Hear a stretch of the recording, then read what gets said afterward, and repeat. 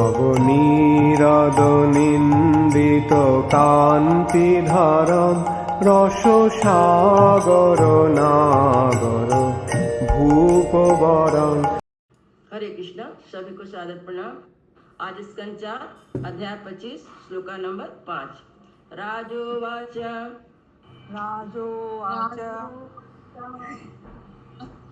न जानामि महाभागा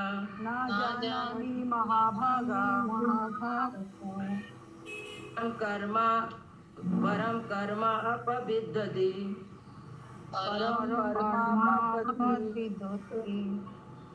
ब्रूहि मे विमलं ज्ञानम्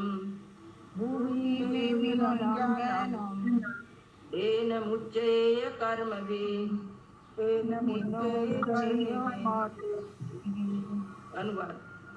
अनुवाद। राजा ने उत्तर दिया, हे महात्मन, मेरी बुद्धि सकाम कर्मों में उलझी हुई है, अतः मुझे अपने जीवन के चरम लक्ष्य का ज्ञान नहीं रह गया है। कृपा करके मुझे विशुद्ध ज्ञान प्रदान कीजिए, जिससे मैं सकाम कर्मों के बंधन से छुटकारा पा सकूं। तात्पर्य। श्री नरोत्तम दास ठाकुर ने गाया है, संत संग छाड़ी केनु अस्ते विलास, ते कारणे लागिल ए कर्म बंधन फास। जब तक मनुष्य सकाम कर्मों में फंसा रहेगा, उसे एक के बाद दूसरा शरीर धारण करना होगा। यह कर्म बंधन फांस कहलाता है। चाहे कोई पुण्य कर्मों से बंधा रहे या पाप कर्मों से, दोनों ही आगे जाकर भौतिक शरीरों में बंधे रहने के कारण है। पुण्य कर्मों के कारण मनुष्य समृद्ध परिवार में जन्म लेकर अच्छी शिक्षा तथा सुंदर शरीर प्राप्त कर सकता है, किंतु इसका अर्थ यह नहीं है कि उसको जीवन के दुखों से छुटकारा मिल गया। पश्चात देशों में न तो समृद्धि परिवार में जन्म लेना कोई असमान बात है, न उच्च शिक्षा तथा सुंदर शरीर प्राप्त करना ही, किंतु इसका यह भी अर्थ नहीं है कि पश्चात लोग जीवन के कष्टों से मुक्त हैं। यद्यपि आजकल पाश्चात्य देशों की तरुण पीढ़ी को प्राप्त शिक्षा, शारीरिक सुंदरता तथा धन उपलब्ध है, और यद्यपि वहाँ पर्याप्त भोजन, वस्त्र तथा इंद्र तृप्ति की समस्त सुविधाएं सुलभ हैं, किंतु वे दुखी हैं। वास्तव में ये इतने दुखी हैं कि वे हिप्पी बने रहते हैं और प्रकृति के नियम उन्हें अत्यंत हतभागी जीवन बिताने हेतु बाध्य करते हैं।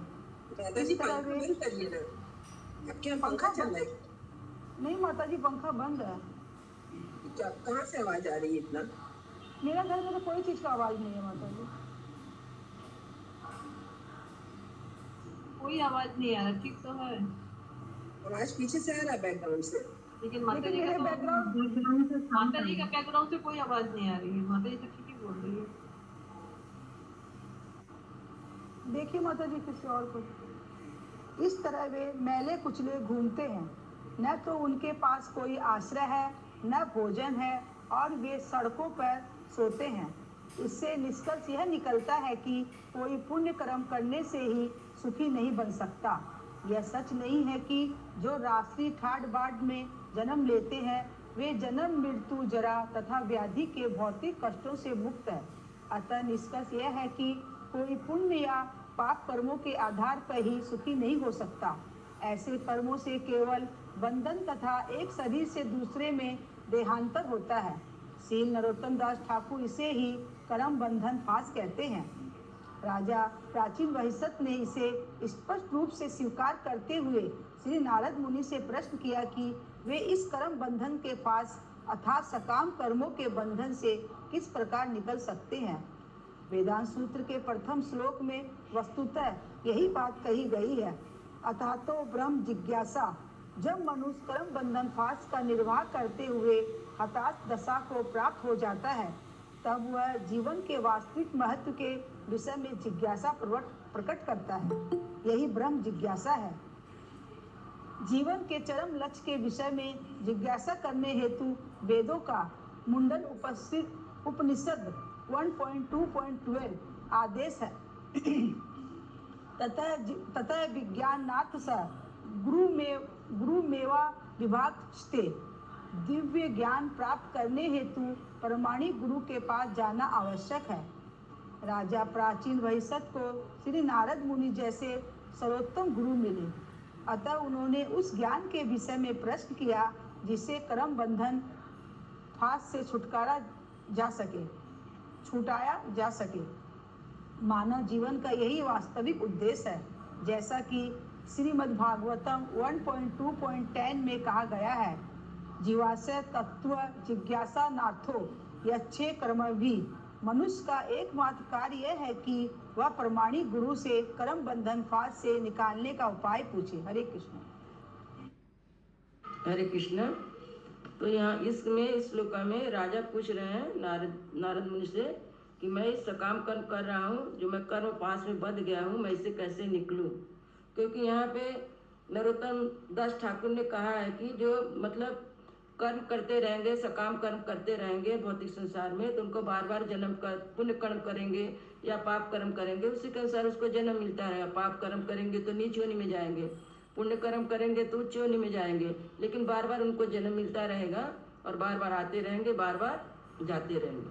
इससे निकलने के लिए क्या उपाय है, तो प्राचीन वरिष्ठ नारद मुनि से ये बात पूछ रहे हैं। तो यहाँ पे एक श्लोक दिया गया है, अतः तो ब्रह्म जिज्ञासा, मतलब जब मनुष्य कर्म फांस से निकलना चाहे तो उसको जिज्ञासा होनी चाहिए भगवान के विषय में। मैं कौन हूँ, मैं कहाँ से आया हूँ, मैं कहाँ जाना है। ये 3 प्रश्न हमको अध्यात्म के ले जाएगा। यदि किसी मनुष्य के अंदर ये प्रश्न आया कि मैं कौन हूँ, मैं कहाँ से आया, क्योंकि हमारा जन्म हुआ यहीं तक तो हम मृत्यु लोक में समझ सकते हैं कि इतने साल से हम यहाँ रह रहे हैं, लेकिन उसके पहले हम कहाँ थे और मरने के बाद हम कहाँ जाएंगे। जब ये प्रश्न दिमाग के अंदर आता है तब उसे आध्यात्मिक की खोज होती है। जब आध्यात्मिक खोज करता है तो उसके लिए एक गुरु की जरूरत पड़ती है। जो प्रमाणित गुरु होते हैं वो अच्छी तरह से उसको फिर भगवान के बारे में बताते हैं।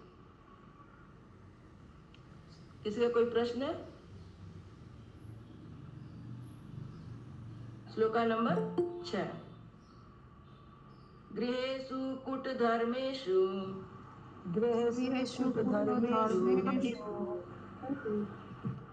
पुत्रधार धनार्थधि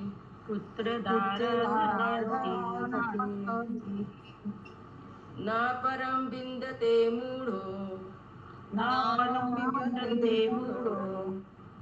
भ्रामयन् संसार वर्तमर्तसु।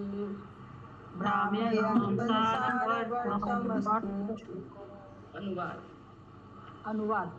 जो तथा कथित सुंदर जीवन अर्थात संतान तथा स्त्री में फंसकर गृहस्थ के रूप में रहने तथा संपत्ति के पीछे लगे रहने में ही रुचि रखते हैं, वे इन्हीं वस्तुओं को जीवन का चरम लक्ष्य मान बैठते हैं। ऐसे लोग जीवन का चरम लक्ष्य प्राप्त किए बिना इस संसार में ही विभिन्न देशों में घूमते रहते हैं। तात्पर्य, जो लोग विभिन्न देहो है माता जी, अच्छा सॉरी, विभिन्न देहों में घूमते रहते हैं। तात्पर्य, जो लोग गृहस्थ जीवन के प्रति अत्यधिक आसक्त रहते हैं, जिसका अर्थ है स्त्री, बच्चों, संपत्ति तथा घर गृहस्थी में बंधे रहना, वे कूट धर्म अर्थात झूठे कर्तव्यों में लगे रहते हैं। प्रहलाद महाराज ने इन झूठे कर्तव्यों को अंधकूप कहा है। उन्होंने जानबूझकर उसे अंधकूप कहा है, क्योंकि यदि मनुष्य इस कुएं में गिर जाता है तो वह मर जाता है। भले ही वह सहायता के लिए चीखे चिल्लाए, किंतु कोई सुनेगा नहीं या कोई उसकी सहायता के लिए आगे नहीं आता। ब्राह्मण संसार मत भ्रमसु पद महत्वपूर्ण शब्द है। श्री चैतन्य चरितामृत मध्य 19.141 में श्री चैतन्य महाप्रभु ने स्पष्ट बताया है, ब्रह्मांड भ्रमिते कौन भाग्यवान जीव। सभी जीवात्मा विभिन्न लोकों में भिन्न भिन्न शरीर धारण करके विचरण करते हैं। यदि घूमते घूमते भगवत कृपा से किसी भक्त से उनकी भेंट हो जाती है तो उनके जीवन सार्थक हो जाते हैं। यद्यपि राजा प्राचीन वहिष्ठ सकाम कर्म में लगे हुए थे, किंतु श्री नारद मुनि ने उनके समक्ष प्रकट हुए। राजा अत्यंत भाग्यवान थे कि उन्हें श्री नारद मुनि की संगति प्राप्त हो सकी। उन्होंने उसे आध्यात्मिक ज्ञान प्रदान किया। सभी संतों का यही कर्तव्य है कि वे श्री नारद मुनि के चरण चिन्हों पर चलते हुए संसार भर के प्रत्येक देश तथा गांव में विचरण करे और मोहग्रस्त व्यक्तियों को जीवन उद्देश्य के विषय में उपदेश देकर उन्हें कर्म बंधन फांस अर्थात सकाम कर्मों से छुटाए। हरे कृष्ण। हरे कृष्ण। तो यहाँ पर प्रभुपाद जी तात्पर्य बताते हैं कि जो परिवार में आसक्त है तो वो कर्म झूठा बताया गया, क्योंकि वो यहाँ पे दिया झूठे कर्तव्य में लगे रहते हैं। और किंतु वही कर्म को यदि भगवत अर्पित करके कर दिया जाए तो कर्म भगवान के अर्पित करने से वो भक्ति में चला जाएगा। कर्म है क्योंकि संसार का कर्म हमको छोड़ना नहीं। अच्छा परिवार है तो सबको भगवत रूप से देखना है, किसके अंदर ही भगवान है। उस भाव से यदि हम देखते हैं तो वही कर्म हमें भगवान तक पहुंचा देता है, घर गृहस्थी में रहते हुए भी।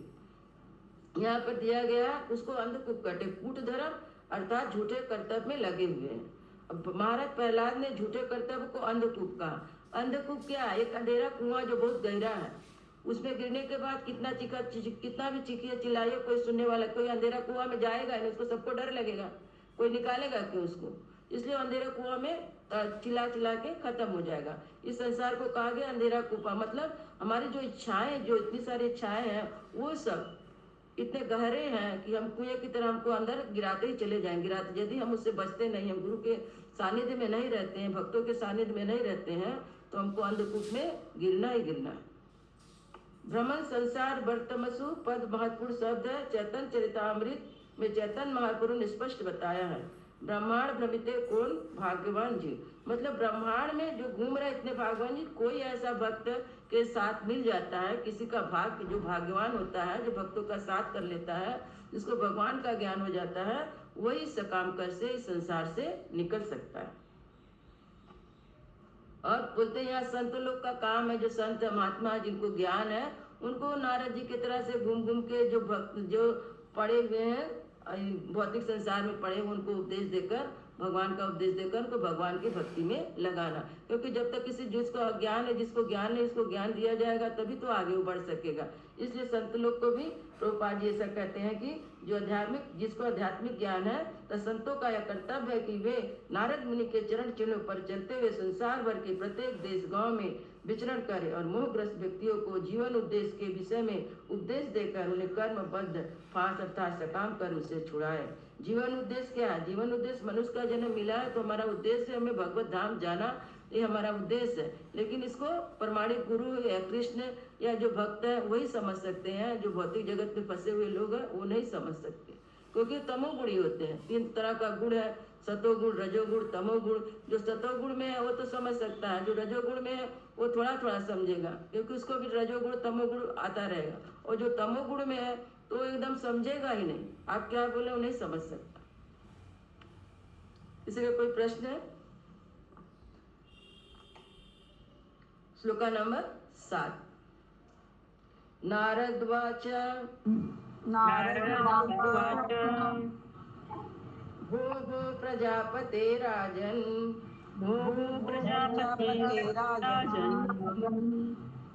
पशून् पश्या त्वया ध्वरे,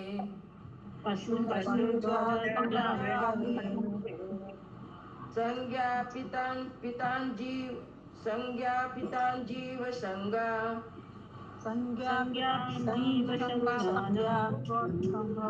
निर्भिदेन सहस्रशा।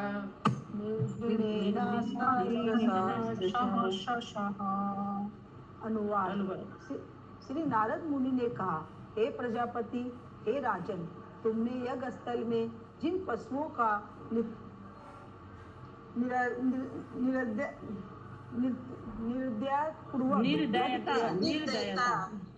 निर्दयता पूर्वक वध किया है, उन्हें आकाश में देखो। तात्पर्य, चूंकि वेदों में पशु यज्ञ की संस्तुति की गई है, अतः समस्त धार्मिक अनुष्ठानों में पशु बलि दी जाती है, किंतु मनुष्य को शास्त्रों में दी गई विधि से पशु बलि करके संतुष्ट नहीं हो जाना चाहिए। मनुष्य को इन अनुष्ठानों से ऊपर उठकर वास्तविक सत्य जीवन लक्ष्य को जानने का प्रयत्न करना चाहिए।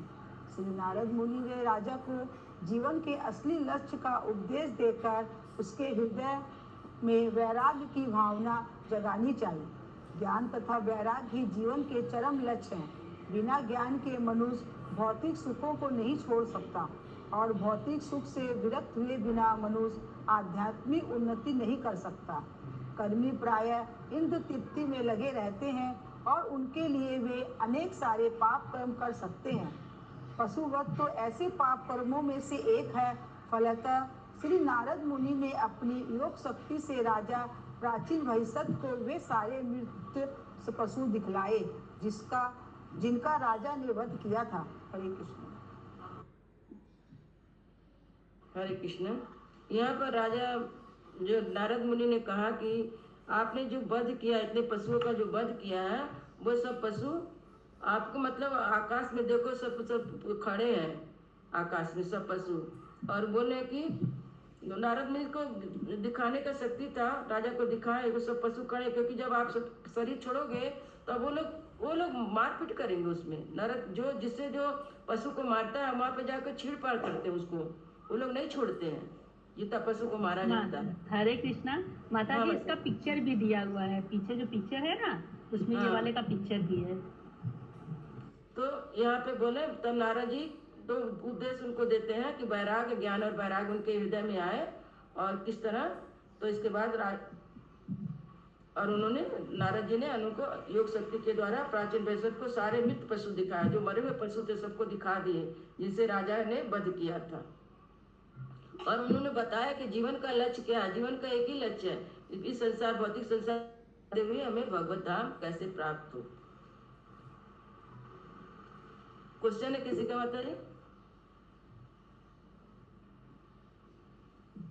माधुप्रिया दास माता जी। हाँ माता जी, इसमें मतलब देखिए ये दिया हुआ है ना कि बिना मतलब जब तक इंद्र तृप्ति में हम लोग लगे रहते हैं तो आध्यात्मिक उन्नति नहीं कर सकते हैं माता जी। लेकिन माता जी ये भौतिक शरीर में माता जी थोड़ा तो मोह लगा ही रहता है माता जी परिवार से, चाहे कितना भी हम मतलब आध्यात्मिक में आ जाएंगे तो उससे कैसे माता जी छुटकारा पाएंगे।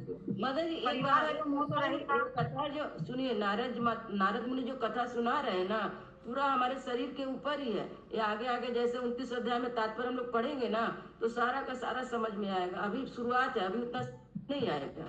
ये 4 अध्याय में पूरा 4 अध्याय का कथा है और लास्ट में जो तात्पर्य थोड़ा सा पढ़ रहे हैं उसको उससे ही हम लोग अच्छी तरह से समझ पाएंगे माता जी। क्योंकि प्रभुपाद जी ने भी अच्छा समझा, विद्वान है। हम तो उतना पढ़े लिखे भी नहीं, विद्वान भी नहीं है, सिर्फ तात्पर्य के माध्यम से आप भगवत गीता के माध्यम से थोड़ा बहुत बोल पाते हैं। और आपको लेकिन भौतिक शरीर माता जी है तो थोड़ा परिवार से तो मोह रहता ही रहता है माता जी, कितना भी आध्यात्मिक उन्नति करना। तो नारद जी प्राचीन वैश्य राजा को तो यही समझाने के लिए आए हुए। आगे आप चलते जाइएगा, आगे आपको इसका उत्तर अच्छी तरह से मिलेगा। क्योंकि ये प्रश्न सबके लिए है माता जी, एक के लिए नहीं है। ये जो प्रश्न किया है वो सबके लिए है, सब भौतिक जगत में ही है, सबका परिवार है। तो इसका नारद जी आगे अच्छी तरह से आपको उत्तर देंगे। तात्पर्य में हम जो पढ़ रहे हैं ना, आज एक पढ़े, इसी तात्पर्य में आपको सारा आंसर मिल जाएगा। ठीक है।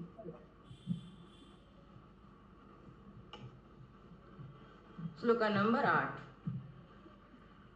एते त्वां सम्प्रतीक्षन्ते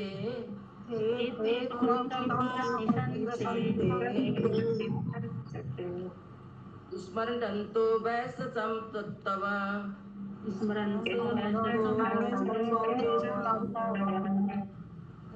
सम्परेतम् अयाकूटेः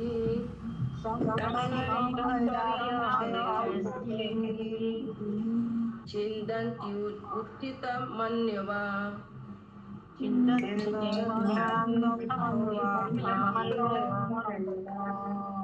अनुवाद।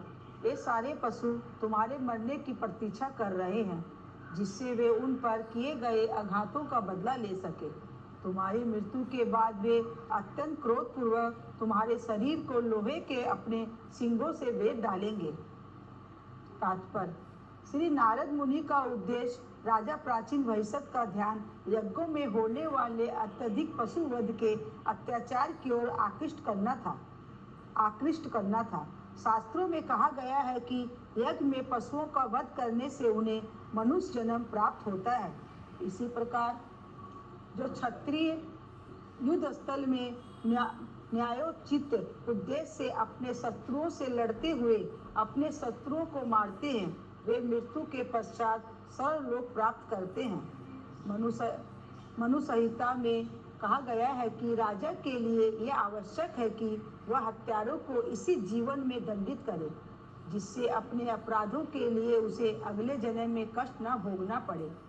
इसी समझ के आधार पर श्री नारद मुनि राजा को आग्रह कर रहे हैं कि उसके द्वारा यज्ञ में जितने पशुओं का वध हुआ है वे उसकी मृत्यु के बाद अपना बदला लेने की प्रतीक्षा कर रहे हैं। श्री नारद मुनि यहाँ पर अपनी बात का खंडन नहीं कर रहे हैं। श्री नारद मुनि राजा को विश्वास दिलाना चाहते हैं कि अत्यधिक पशुवध खतरनाक है, क्योंकि यदि ऐसे यज्ञ में थोड़ी सी भी त्रुटि रह जाती है तो बलि किया गया पशु मनुष्य देह नहीं पा सकता। फलतः यज्ञ करने वाले पुरुष को ऐसे पशु की मृत्यु के लिए उत्तरदायी होना पड़ेगा। ठीक वैसे जैसे कोई हत्यारा अन्य व्यक्ति की हत्या के लिए जिम्मेदार होता है। जब किसी बूचड़ खाने में पशुओं का वध किया जाता है तो उस वध के लिए 6 व्यक्ति उत्तरदायी होते हैं जो उस वध से संबंधित होते हैं। जो व्यक्ति पशु वध की आज्ञा देता है, जो वध करता है, जो उसकी सहायता करता है, जो उसके मांस को खरीदता है, जो उसके मांस को पकाता है तथा जो उसे खाता है, ये सब हत्या के ही उत्तरदायी बनते हैं। श्री नारद मुनि राजा का ध्यान इसी तथ्य की ओर आकृष्ट करना चाह रहे थे। इस प्रकार से यज्ञ में भी पशुवध को प्रोत्साहन नहीं दिया जाता। हरे कृष्ण। हरे कृष्ण। यहाँ पर नारद मुनि जी राजा प्राचीन बृहस्पति को समझा रहे हैं कि आपने जो वध किया है पशुओं का, वे सब पशु आपके मरने के बाद इंतजार कर रहे हैं और आपको सताएंगे, बदला लेंगे। और उसके बाद यहाँ पे उन्होंने ये भी कहा कि जो यज्ञ में जो आप कर रहे हो यज्ञ, उसमें जो त्रुटि हो जाएगी तो उसके हत्या का पाप को आपका हत्या का पाप लगेगा। जो यज्ञ का विधान है, यज्ञ में पशु बलि दिया जाता है, उसका विधान है बूढ़े पशु रहते हैं, उसको मंत्र के द्वारा, वैदिक मंत्र के द्वारा दिया जाता है ताकि वो मनुष्य जीवन प्राप्त कर सके। किंतु आप यज्ञ में जो त्रुटि कर देंगे तो यज्ञ वो ये हत्या के समान हो जाएगा। जैसे किसी कोई हत्या करता है उसके समान आपको पाप लगेगा। और जो पशुओं को मारा जाता है उसमें 6 लोग दोषी होते हैं, उसको बेचने वाला, उसको खाने वाला, पकाने वाला, लाने वाला, पकड़ने, मतलब 6 तरह के लोग जो रहते हैं उसमें 6 लोग को हत्या का पाप लगता है। और इस तरह राजा का इस तरह माने नारद मुनि इस तरफ उनका ध्यान कराए कि मतलब पशु जो आप जो सकाम कर रहे हैं, पशु का बलि दे रहे हैं, उसको मत करिए। श्लोका नंबर 9। हाँ माता जी बोल रहे हैं कि इस प्रकार से यज्ञ में भी पशु को वध करने का प्रोत्साहन नहीं दिया जाता है। तो ये इसमें यही बात है ना कि बूढ़े पशु को ही वध किया जाता है, यही ना कि मनुष्य शरीर प्राप्त करने के लिए। हाँ, जो बूढ़े रहते हैं वैदिक मंत्रों के द्वारा किया जाता है उनको मनुष्य शरीर प्राप्त होता है। आप ऐसे पशु को ला के वध कर दिए और आप उसमें मंत्र नहीं त्रुटि, मंत्र में त्रुटि हो गया तो हत्या का दोष लगेगा माता जी। हाँ ठीक है माता। श्लोका नंबर 9। अत्र ते कत इष्यसे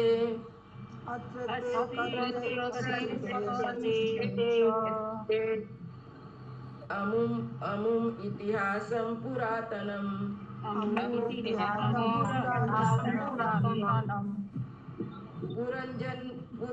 पुरञ्जन्यस्य चरितं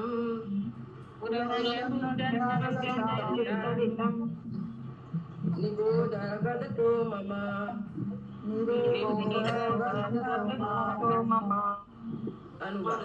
अनुवाद।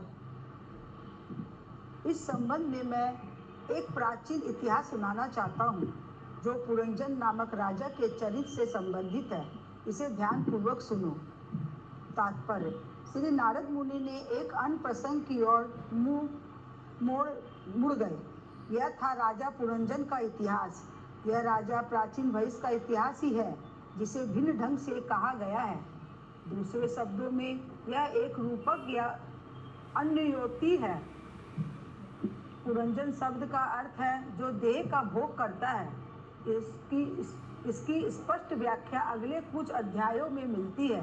चूंकि भौतिक कर्मों में रक्त व्यक्ति भौतिक कार्यों से संबंधित कहानियां सुनाना चाहता है, अतः श्री नारद मुनि ने राजा पुरंजन का चरित्र सुनाना प्रारंभ किया, जो एक तरह से प्राचीन वैशत का ही इतिहास था। श्री नारद मुनि ने प्रत्यक्ष रूप से यज्ञों की भर्त्सना नहीं की जिनसे पशु बलि दी जाती थी, किंतु भगवान बुद्ध ने प्रत्यक्ष रूप से ऐसा किया। श्रील जयदेव गोस्वामी ने कहा है, निंदसी यज्ञ विद्रह श्रुति जातम सब बताता है कि वेदों में पशु यज्ञ की संस्कृति की गई है, किंतु भगवान बुद्ध ने पशु यज्ञ बंद कराने हेतु वैदिक प्रमाण का विरोध किया। फलतः जो वेदों के अनुयायी हैं वे भगवान बुद्ध को नहीं मानते, चूँकि वे वेदों को प्रमाण को नहीं मानते। इतिहास उन्हें नास्तिक के रूप में चित्रित किया जाता है। श्री नारद मुनि वेदों के प्रमाण की अवहेलना नहीं कर सकते, किंतु वे राजा प्राचीन वैशत को बता देना चाहते थे कि कर्म कांड का मार्ग अत्यंत कठिन एवं खतरनाक है। मूर्ख लोग इंद्र सुख के लिए कर्म कांड के कठिन मार्ग का अनुसरण करते हैं, और जो लोग इंद्र सुख के प्रति अत्यधिक आसक्त रहते हैं वे मूढ़ दुष्ट कहलाते हैं। मूढ़ के लिए जीवन के चरम लक्ष्य को समझ पाना अत्यंत कठिन है।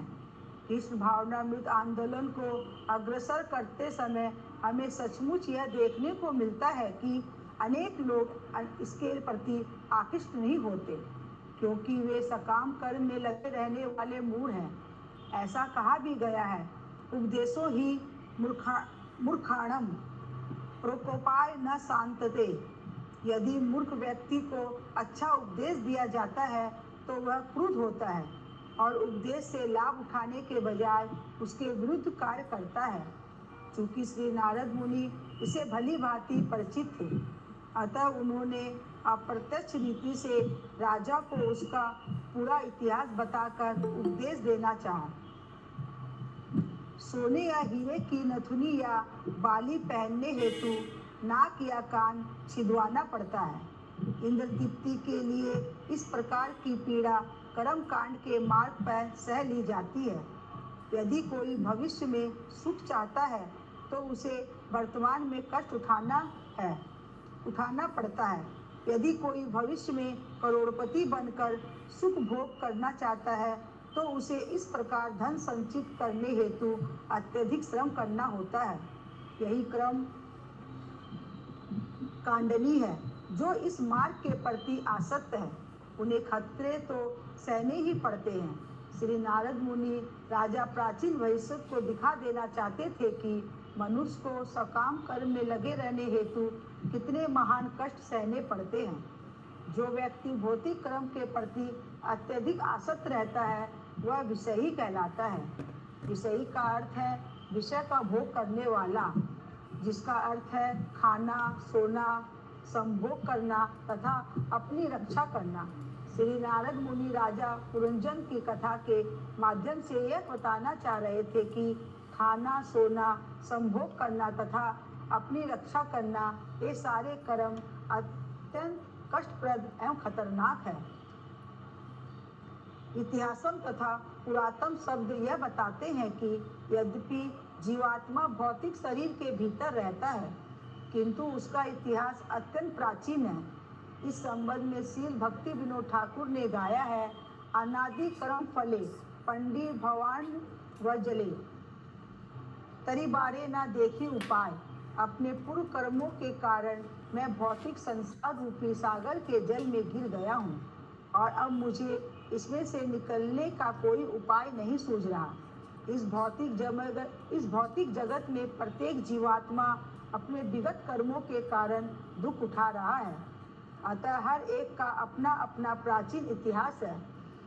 मूर्ख भौतिक वैज्ञानिकों ने विकास संबंधी अपने अपने सिद्धांत बनाए हैं, जिनका संबंध केवल भौतिक शरीर से है, किंतु वास्तव में यह असली विकास नहीं है। असली विकास तो जीवात्मा का इतिहास है, जो पुरंजन अर्थात शरीर के भीतर रहने वाला है। श्री नारद मुनि इस विकास सिद्धांत की व्याख्या विज्ञ पुरुषों के लिए भिन्न रूप में करेंगे। हरे कृष्ण। हरे कृष्ण। इसमें नारद मुनि बता रहे पुरंजन जो इतिहास है वो जीव है, शरीर के भीतर रहने वाला जीव वही पुरंजन है। और यहाँ पे कर्म कांड के लिए भी जी कर्म कांड जो करता है वो भी तो अत्यंत कठिन मार्ग है, उसमें भी तो मेहनत करना पड़ता है, मेहनत करके पैसा जमा करना पड़ता है। कोई करोड़पति बनना चाहता है तो उसके लिए भी कर्म करना ही पड़ता है। यहाँ पे नारद मुनि ने पुरंजन का इतिहास सुनाया क्योंकि उनको दूसरी तरह से अप्रत्यक्ष रूप से उनको कहानी के माध्यम से उनके ही बारे में राजा प्राचीन वैश्य के बारे में ही सुनाया और उनके माध्यम से प्राचीन वैश्य के माध्यम से हम लोग को भी सुनाया जा रहा है। आज का अंतिम श्लोक है 10वां श्लोक। हरे कृष्णा माता जी। हाँ माता जी बोलिए। माता जी थोड़ा सा इस यहाँ से समझा दीजिए ना। कौन सा माता जी? माता जी शरीर के एक मिनट में मैं बोल रही हूँ। लास्ट लाइन क्या? नहीं ये सेकंड पैराग्राफ माता जी। सेकंड पैराग्राफ तो मूर्ख लोग इंद्रिय सुख के लिए कर्मकांड के कठिन मार्ग का अनुसरण करते हैं, ये लाइन माता जी। हाँ माता जी। हाँ माता जी जो इंद्रिय सुख में लगे हुए हैं, सिर्फ अपने सुख की इच्छा करते हैं, यहाँ पे तो प्रभुपाद ने अच्छी तरह से समझा दिया कि जो इंद्रिय सुख में लगे रहते हैं उनको मूर्ख संज्ञा दी गई है, मूढ़ दुष्ट भी कहा गया है क्योंकि उनको ज्ञान नहीं है।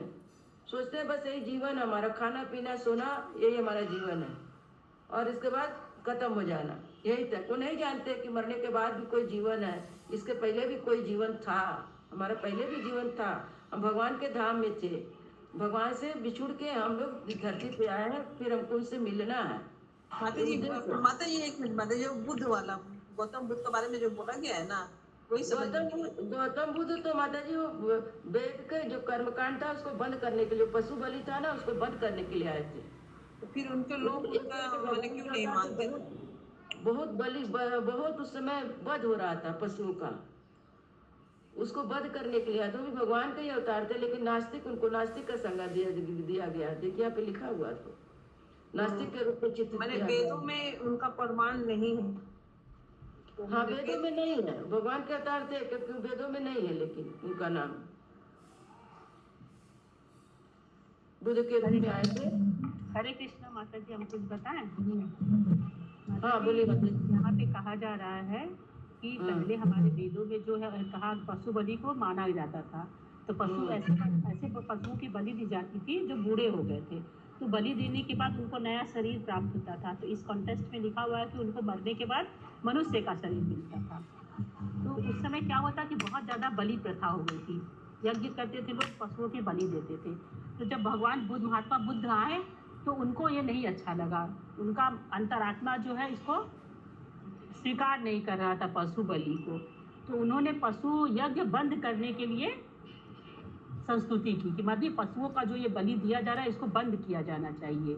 ठीक है, तो उस समय के लोग जो थे जो वेदों को कट्टर मानते थे, वेदों को मतलब एकदम मानते थे कि ये वेद में जो है वही सही है, तो वो लोग इसके लिए खिलाफ हो गए, बोले नहीं हमारे वेदों में पशु बलि है तो हम पशु बलि को मानेंगे। तो इसीलिए वो इसी में कहा गया, इसीलिए कि वो लोग जो भगवान बुद्ध महात्मा बुद्ध का जो उपदेश था उसको नहीं माने, उसके अनुयायी नहीं बने। ठीक है ना, जो वेदों के अनुयायी हैं वे भगवान बुद्ध को नहीं मानते थे, माने वेदों को मानते थे कि पशु बलि सही है, तो ये लोग महात्मा बुद्ध के उपदेश को स्वीकार नहीं किए। समझी माता जी? अब ये महाराज जी बहुत अच्छी तरह से समझ आया। Thank you. तो ये तो मतलब अवतार लिए थे वो पशु बलि को बंद करने के लिए बुद्ध अवतार लिए थे माता जी। हाँ, लेकिन ये सही नहीं था ना, इनका तरीका था प्रत्यक्ष, ये प्रत्यक्ष रूप से बोल दिए कि मत पशु का बलि मत करो। ठीक है, लेकिन नारद मुनि क्या कर रहे हैं, बहुत बुद्धिमानी का उपयोग कर रहे हैं।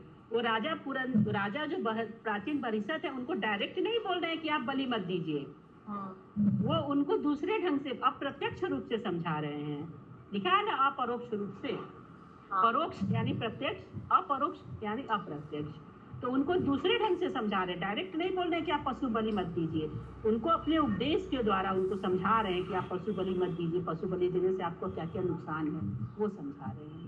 ठीक है? तो क्या बुद्ध के द्वारा पशु बलि बंद नहीं हुआ था? नहीं नहीं, लोग नहीं माने ना, जो कट्टर अनुयायी थे वेदों के वो नहीं माने, बोले नहीं हमारे वेदों में लिखा है पशु बलि होना चाहिए तो हम करेंगे। ठीक है, ठीक है माता। ये लाइन पढ़ी ना, फलतः जो वेदों के अनुयायी हैं वे भगवान बुद्ध को नहीं मानते, लिखा तो है। हाँ हाँ माता। ठीक है। হরে কৃষ্ণ মাতাজি। মাতাজি মাতাজি এখানে বলুন। লেখা আরেকটা কথা লেখা আছে, কিন্তু ভগবান বুদ্ধদেব পশু বলি বন্ধ করার জন্য সরাসরিভাবে বেদকে অস্বীকার করেছিলেন। लोगों ने नहीं माना माता जी, उनके वेद को तो সেখানে বেদকে অস্বীকার করেছিলেন ভগবান। हाँ, बुद्ध तो उसको स्वीकार नहीं किया। उनका था अहिंसा परमो धर्म, उनका उनका था मेन उद्देश्य उनका था अहिंसा परमा धर्म, जो अहिंसा परम धर्म, इसी पे लोग वो धर्म चलाए थे, इसी पे अपना। इसीलिए पशु बलि बंद नहीं हुआ, इसीलिए वेद को स्वीकार नहीं किए होंगे। बुद्ध भगवान जो आए थे, हरे कृष्णा हरे कृष्णा। हाँ माता जी बोलिए। हाँ माता जी। बुद्ध भगवान जब आए थे तो उनका उद्देश्य यही था कि पशु वध को रोकना। तो उस समय जो था वेदों को लेकर के लोग बहुत पशु वध कर रहे थे उस समय। तो बुद्ध भगवान देखे कि ये लोग वेदों को लेकर के पशु वध कर रहे हैं, इसलिए बुद्ध भगवान ने वहां पे कहा कि मैं वेदों को नहीं मानता। और जो उनके फॉलोवर थे फिर वो बुद्ध भगवान की बात को मान करके उनको फॉलो किए, और वे लोग ने वेदों को नहीं स्वीकार किया, लेकिन बुद्ध भगवान जो कहे उनको उन्होंने स्वीकार किया। ये है उस समय का सिचुएशन। उसको शून्यवादी लोग कहते हैं। इसीलिए उनके चरित्र उनका माता जी तो पशु बलि बंद हुआ क्या गौतम बुद्ध की वजह से? हाँ, पशु बलि बंद हुआ क्योंकि बुद्ध भगवान ने कहा कि मैं वेदों को नहीं मानता। पशुवध को रोकने के लिए, पशुवध को रोकने के लिए ही बुद्ध भगवान ने कहा कि मैं वेदों को नहीं, क्योंकि वेदों को मध्य में रख करके लोग पशुवध कर रहे थे, इसलिए बुद्ध भगवान को वहाँ पे वेदों को अस्वीकार करना पड़ा। लेकिन सब लोग नास्तिक भी नहीं ना मानते थे, इसलिए उनको नास्तिकवाद भी कहा जाता है, क्योंकि वो वेदों को स्वीकार नहीं करते, इसलिए उनके अनुयायियों को नास्तिकवाद भी कहते हैं। लेकिन बहुत लोग इस बात को नहीं भी माने मतलब उस टाइम। हाँ, जो नहीं माना तो वो उनका फॉलोवर नहीं रहा बुद्ध भगवान का। जो माना वो बौद्ध धर्म को माना, जो नहीं माना वो नहीं। जैसे अभी हम लोग चैतन्य महाप्रभु के अनुयायी हम लोग मानते हैं तो उनके अनुयायी है। बहुत जन मायावादी भी है, आज के मायावादी नहीं है, दोनों तरह के लोग हैं। तो उस समय वैसे थे, वही यहाँ पे लिखा हुआ। पर हाँ, पशु बलि कम हो गया, पशु बलि जो था वो कम हो गया। पशु बलि मतलब जो बुद्ध भगवान को, जो जितना उन्होंने बुद्ध भगवान को फॉलो किया, वो पशु बलि उन्होंने बंद कर दी। थैंक यू माता जी, बहुत अच्छी तरह समझाया है। हिरणमयी गौरंग प्रभु जी क्या बोल रहे हैं? हैंड रेस की। प्रभु जी आप बोलिए क्या बोलना चाहते हैं? माता जी, हाँ बोलिए। तो भगवान जब वेद को नहीं मानते हैं, इसलिए मतलब वेद क्या है, भगवान को जानने के माध्यम है, तो वेद को नहीं मानते हैं, उसी को भगवान को माने नास्तिक बोला गया। और जो वेद को नहीं मानता है, इसलिए जो को भी हम लोग नहीं मानते हैं। और उस टाइम का रिक्वायरमेंट था, इसलिए भगवान ऐसे किए थे। बाद में शंकराचार्य आए, फिर उनको स्थापन किया, माने टाइम का जैसे जैसे जरूरत था उसको फॉलो किया है। तो भगवान है, लेकिन उस टाइम का रिक्वायरमेंट के लिए वेद को नहीं माना। और वेद को नहीं मानने से, वेद से ही हम लोग भगवान को जान सकते हैं। इसलिए जो वेद नहीं मानता है उनको हम लोग भी माने भगवान के कैटेगरी में नहीं डालते। ये थोड़ा प्रॉब्लम है। थैंक यू प्रभु जी। लेकिन प्रभु जी शंकराचार्य तो भी शून्यवादी का अनुयायी थे ना, वो भी शंकराचार्य मायावादी में आते हैं और हाँ, निर्विशेषवादी मायावादी में आते हैं शंकराचार्य। वो खैर वेद को, हाँ, मैंने बाद उस समय में शून्यवाद का शंकराचार्य था। आए। और शून्यवाद के बाद में भगवान को फिर ये साकार रूप और इसका लाना था कॉन्सेप्ट, तब शंकराचार्य को भेजा और उन्होंने वो निर्विशेषवादी का ये सबका प्रचार किया। और उसके बाद में फिर महाप्रभु आए जिन्होंने साकार भगवान के साकार रूप का ये प्रचार किया। तो समय के अनुसार ये धीरे धीरे हुआ। उस समय जो पहले पशु बलि को रोकना था इसलिए बुद्ध भगवान आए, फिर निर्विशेषवाद की स्थापना करना था इसलिए शंकराचार्य आए, और उसके बाद में भगवान के साकार रूप को प्रचार करने के लिए चैतन्य महाप्रभु आए। हाँ माता। लेकिन बाद में शंकराचार्य तो बोले भज गोविंदम भज गोविंदम भज गोविंद मूढ़ मते। हाँ, तो लास्ट में तो उन्होंने पूरा देखिए, लास्ट में तो हर शास्त्र सब कुछ वेदों का जैसे 93% जो है वो बताता है कि कर्म कांड के बारे में, और 8% भगवान की भक्ति। और वेदों का लास्ट सार यही है, भगवान को मतलब प्रसन्न करना, भगवान की भक्ति करना, यही सार है। लेकिन लोग कर्म कांड में ही फंस जाते हैं। उसका मेन तो शंकराचार्य भी लास्ट में बोल दिए, लेकिन लोग मायावादी लोग नहीं समझ पाते। शंकराचार्य भी तो सिद्धि के ही अवतार है ना। श्लोका नंबर 10, आज का अंतिम श्लोका। आसीत् पुरंजनो नाम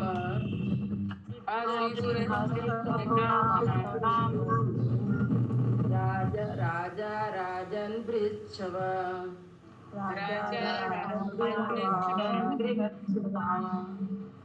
तस्य अभिज्ञाता नाम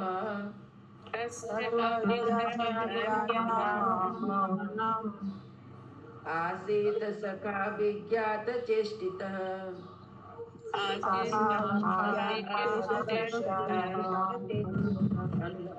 अनुवाद। हे राजन, प्राचीन काल में पुरंजन नामक एक राजा था जो अपने महान कार्यों के लिए विख्यात था। उसका एक मित्र था जिसका नाम अज्ञात था। अविज्ञात के कार्यों को कोई भी नहीं समझ सकता था। तात्पर्य: प्रत्येक जीवात्मा पुरंजन है। पुरम शब्द का अर्थ है इस शरीर के भीतर या इस रूप के भीतर, तथा जन का अर्थ है जीवात्मा। इस प्रकार प्रत्येक व्यक्ति पुरंजन है। प्रत्येक जीवात्मा अपने शरीर का राजा माना जा सकता है, क्योंकि जीवात्मा को अपनी इच्छा अनुसार शरीर का उपयोग करने की पूरी छूट है। वह अपने शरीर को सामान्यतः इंद्र तृप्ति में लगाता है, क्योंकि जो देहात्म बुद्धि में स्थित है वह इंद्रियों की सेवा को ही जीवन का चरम लक्ष्य समझता है। यह कर्मकांड की विधि है जिसे आंतरिक ज्ञान नहीं है। जो यह नहीं जानता कि वह वास्तव में शरीर के भीतर स्थित जीवात्मा है और जो केवल इंद्रियों के आदेशों का ही पालन करता है, वह भौतिकवादी कहलाता है।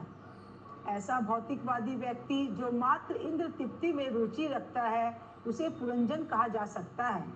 चूंकि ऐसा भौतिकवादी व्यक्ति अपनी इंद्रियों का उपयोग अपनी सनक के अनुसार करता है, अतः उसे राजा भी कहा जा सकता है। एक गैर जिम्मेदार राजा अपने राष्ट्रीय पद को अपनी व्यक्तिगत संपत्ति मानकर इंद्र तृप्ति के हेतु अपने कोष का दुरुपयोग करने लगता है। बृहस्पति शब्द भी महत्वपूर्ण है। सवा शब्द का अर्थ है यश। जीवात्मा अत्यंत प्राचीन काल से विख्यात है। जैसा कि श्रीमद् भगवत गीता 2.20 में कहा गया है, न जायते म्रियते वा। जीवात्मा न कभी उत्पन्न होता है और न मरता है, चूंकि वह शाश्वत है, अतः उसके कर्म भी शाश्वत हैं। भले ही वह उन्हें विभिन्न शरीरों में संपन्न करे। न हन्ते हन्य माने शरीरे। इस शरीर का विनाश हो जाने पर भी वह मरता नहीं। इस प्रकार जीवात्मा एक शरीर से दूसरे शरीर में देहांतर करता है और विभिन्न कर्म करता रहता है। प्रत्येक शरीर में जीवात्मा न जाने कितने कार्य करता है। कभी वह महान वीर बनता है जैसे हिरण्यकश्यपु तथा कंस, या जैसे कि आधुनिक युग में नेपोलियन या हिटलर। ऐसे पुरुषों के कार्य सचमुच महान होते थे, किंतु जैसे ही उनके शरीर का नाश होता है वैसे ही सब कुछ नष्ट हो जाता है, फिर केवल उनका नाम ही रह जाता है। अतः जीवात्मा को विलक्षवा कहा जा सकता है। वह नाना प्रकार के कार्यों के फलस्वरूप विख्यात हो सकता है, तो भी उनका एक मित्र होता है जिसे वह नहीं जानता। भौतिकवादी पुरुष यह नहीं जानते कि परमात्मा रूप में ईश्वर प्रत्येक व्यक्ति के हृदय में विद्यमान है। यद्यपि परमात्मा जीवन के निकट मित्र रूप में आसीन रहते हैं, किंतु जीवात्मा उन्हें नहीं जान पाता। फलस्वरूप उन्हें अविज्ञात सखा कहा गया है, जिसका अर्थ है जिसके एक अज्ञात मित्र है।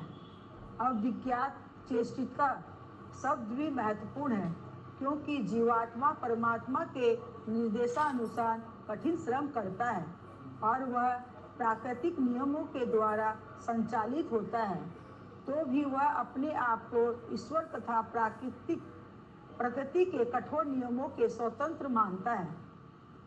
श्रीमद् भगवत गीता 2.24 में कहा गया है, अच्छे अधोम। माता जी आप पढ़ दीजिए।